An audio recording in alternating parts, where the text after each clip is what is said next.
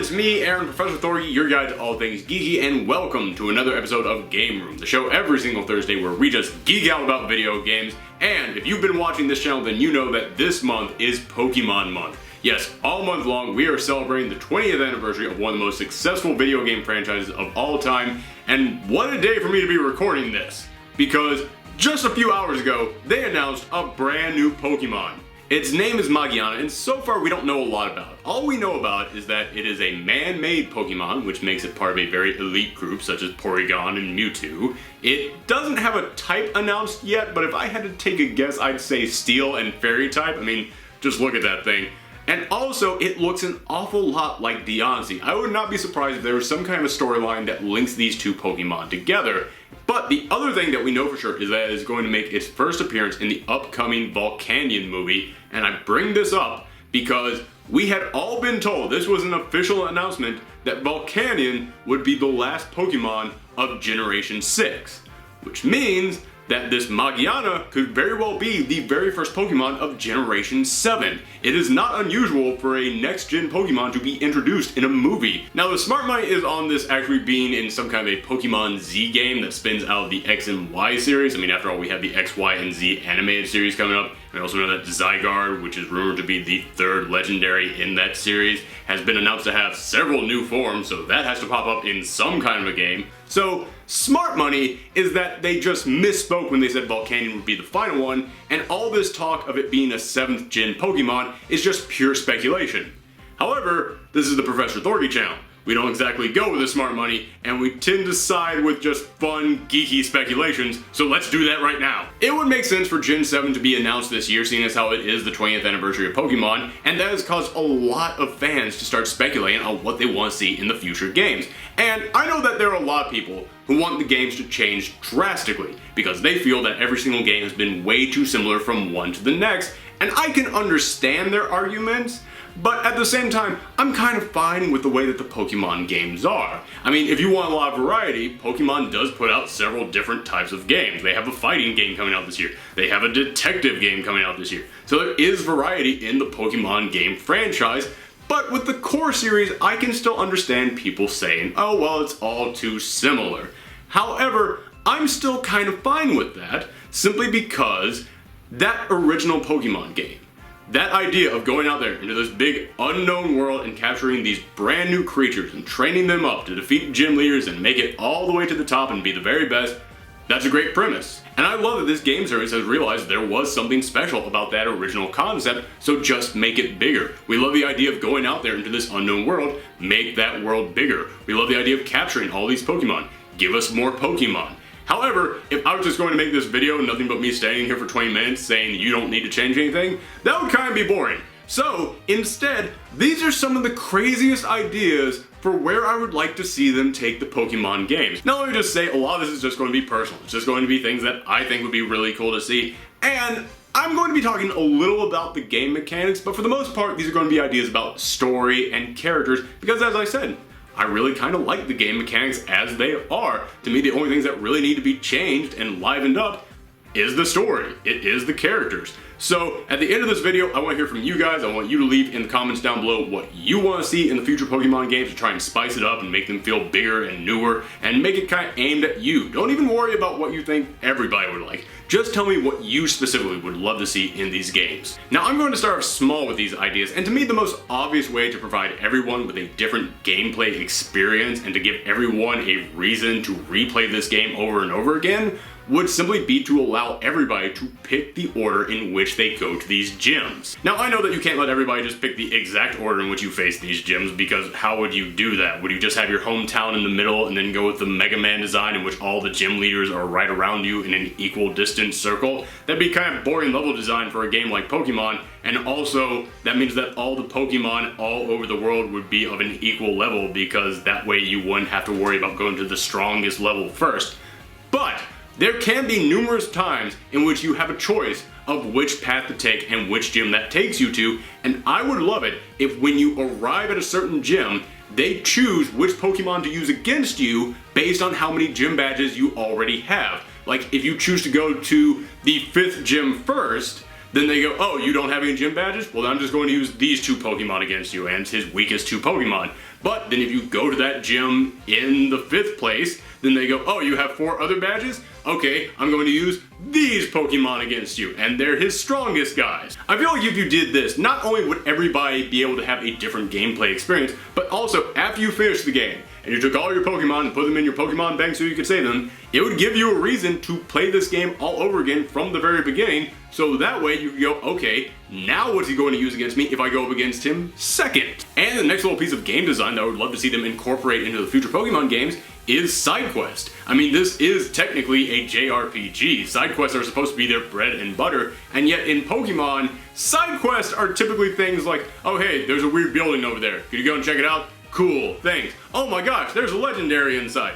I want to see side quests like you would find in Final Fantasy, where it's like, okay, I go and talk to this person who I could have completely skipped, didn't have to stop and talk to him, but they give me a mission, I go out there, I achieve it, and then 3 gyms later they pop back up, and they have an update for me, and they send me off on some other mission, and this keeps going until eventually that's how you end up facing a legendary. It's not just simply go to a place and find a thing. I would love to see it if they actually made you work for these things, and made you actually go on this other secondary journey, on this secondary adventure, aside from just the main, hey, go stop the bad guy and get all the gym badges. Adding side quests to an RPG is one of the things that makes it feel like a big real world. It makes it feel like this whole community is alive and that there are actual other characters in there who are thriving and surviving, whereas in the Pokemon games, as much as I love all the characters in there, they do kind of feel like they're just there to go, oh hey, it's you. Alright, let's fight. I mean, there's a lot of really cool stuff in these Pokemon games, but they all kind of come to you as the story goes along, and if there are secrets, they're secrets that you just kind of find by going, oh cool, what's that thing over there? Take the Master Ball, for example. The Master Ball is the ultimate weapon in any Pokemon game, and you always get one through the storyline. But imagine if you got that one, and it's like, alright, I got my one, and then you find out there's a second one that you can get.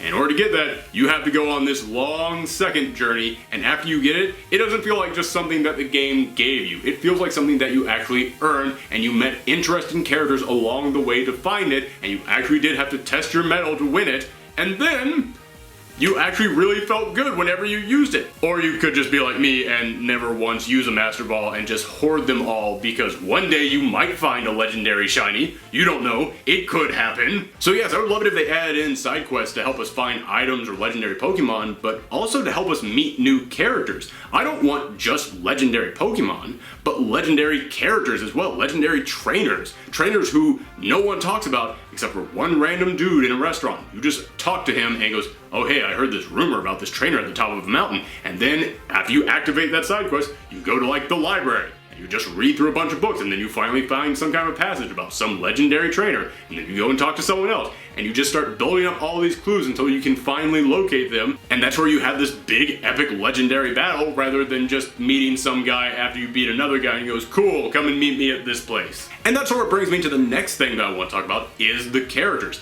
I want to get far more dynamic characters. Don't get me wrong, I love the characters in Pokemon. I really do, but as I said, their interactions are pretty much just limited to, okay, you're kind of cool, nice, let's fight. I would love it if the Pokemon game actually allowed us to have deeper connections with these characters.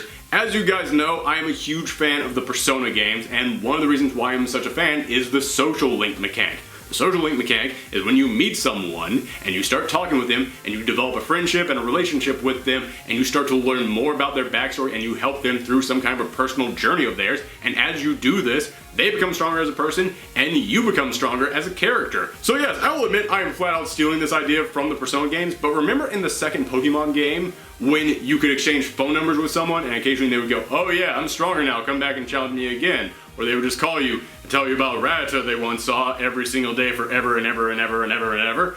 What if instead of that, if you could actually exchange information with them and then they would call you up and be like, oh yeah, so this is happening to me right now, and you would eventually find out their own personal storyline and you could help them through that storyline, and as you help them about that, not only do you learn more about them and you actually start to care about these characters, but also they become stronger trainers, so then you can go back and challenge them and they're no longer just Bug Trainer Alex, they're now Bug Pokemon Master Alex, and now they have ascended to a new level, and you actually really feel something when you're going up against them. It would be kind of like the game going, you can create multiple rivals for yourself, except that instead of your rival just being some guy who also wants to be the #1 in the world, it will be someone who you have actually developed a connection with, and they have their own personal goals, but they still just really want to prove themselves to you by battling you. I think that those battles would have far more of a connection than just Gary coming up and going, ha ha ha, I'm gonna be better than you. And speaking of character development, the character that ironically needs the most development in these games is yourself.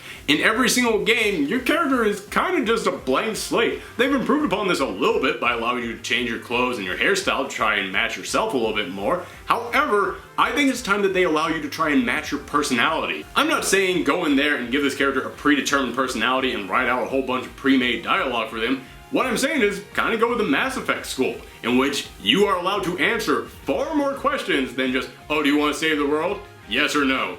Give them a lot of other times in which they can show off this personality of theirs, and don't just give them yes or no answers, give them like 4 or 5 different answers they can choose from, so that way you can really feel attached to this character. You can feel like you have given them a personality. And in addition to bringing in some new characters, I would love to see some old characters returning. I'm not saying go back to the exact same places we've been before and just go down the exact same storylines, but remember how great it was in Pokemon Gold and Silver, when after you beat the Elite Four, you then went back to the original game setting and you could challenge all the gyms again. Those weren't just great because you got extra gyms, but because also you developed kind of an interest in this area after you had played that original game, and when you went back, years had passed and you had seen how much they had changed. You had seen these characters grow and develop. I mean, I made fun of Gary Oak being a complete jerk just a moment ago, but do you remember in the second game when you went back through that and he was now a gym leader? It was like, alright, you finally came through, kid, you finally grew up, way to go. Well, those games were almost 20 years ago now, and we have had 6 different generations. I would love it if after you beat the Elite Four, or even during your journey, someone from those previous games just randomly pops up and you can actually look at them and go, oh my gosh, so that's what happened to you. I mean, I was mentioning earlier the idea of a side quest to get an extra Master Ball. Imagine if at the end of that side quest, you met up with Bill from the very first game, the guy who was the big computer whiz who helped you develop your Pokemon storage device, and now he was the CEO of this big Pokemon corporation, and he was like, oh yeah, hey, thanks, I met a trainer just like you a long time ago. You know what? Here's your Master Ball. That would mean so much to everybody who hadn't just worked hard to earn that extra Master Ball, but also to everybody who developed some kind of an interest in Bill from the first game that they ever played. Or imagine if after you beat the Elite Four, they give you a ticket to the Battle Resort, and we've had Battle Resorts before, but they've all just been filled with other random trainers. Imagine if this ticket was like, no, this is the place for the best of the best. And you go there and it's filled with gym leaders and trainers from previous games, and they've all aged and matured and grown even stronger than before.